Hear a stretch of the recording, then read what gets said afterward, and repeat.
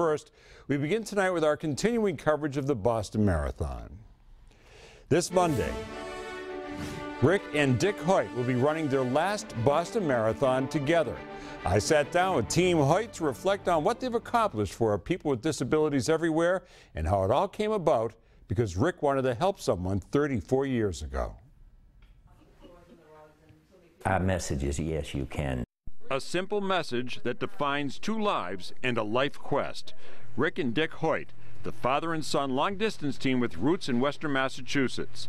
On April 21st, Dick will push Rick for his 32nd and final Boston Marathon. Last year was supposed to be his last Boston, but they didn't finish. I stopped and asked a police officer, I said, is anything going on? And he said, yes, 2 bombs had exploded at the finish line. Dick was filled with terror.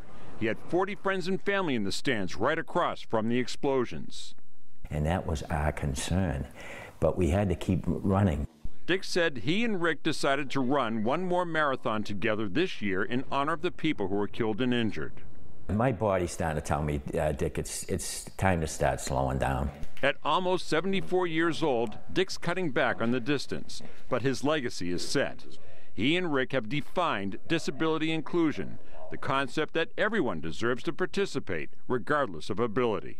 You know, when Rick was born, they said, forget him, put him away, put him in an institution. He'll be nothing but a vegetable for the rest of his life, you know. And he's 52. We haven't figured out what kind of vegetable he is. 52 years ago, Dick and his late wife, Judy, brought Rick home and raised him. N-E-I. Rick communicated with his brothers and parents, identifying words one letter at a time by blinking his eyes. Now he has high-tech help.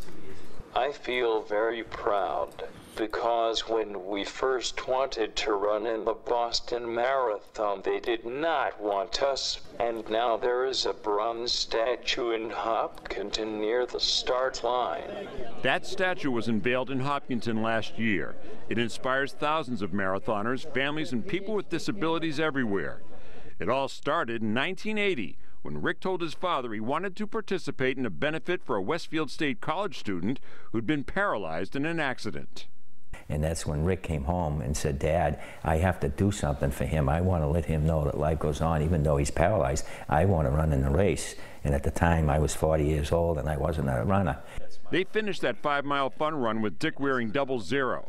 1,100 athletic events and 71 marathons later, Rick is proud of what they have accomplished. While this year's marathon will be the last for Dick Hoyt, Rick Hoyt says he'll keep on keeping on and is recruiting new members for Team Hoyt.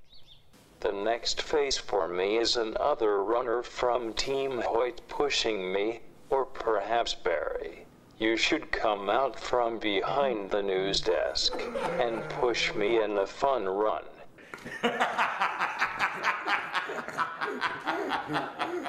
Other families have launched Team Hoyt chapters in San Diego and Virginia Beach, which has 150 members. A Team Hoyt New England is also growing.